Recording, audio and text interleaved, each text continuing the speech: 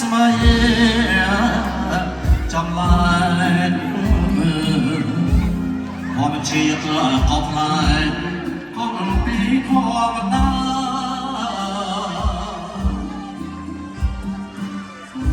จุนอกรอบพลังกานักนอนตาตัวจันดากายหันหาดนตรเจ็บยกนิ่งคือยก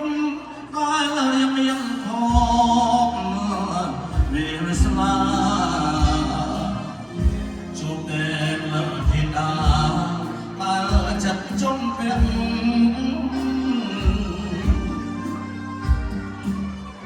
ปา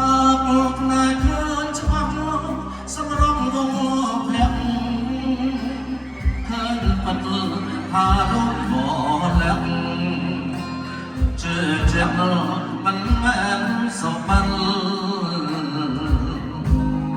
เรียบปานเลิกพักนักนอนยังกายจะเมื่อมองอันเลยนายหักอ่อ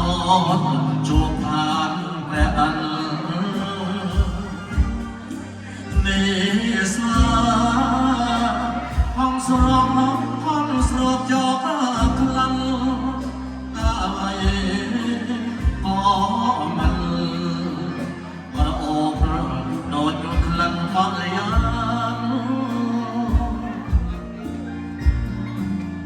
เป็นเรียงพยักลาดังครวญสรวารอพระสรายเรียนไตรออกลายจึกได้ขอข้าวปรสลายสรมา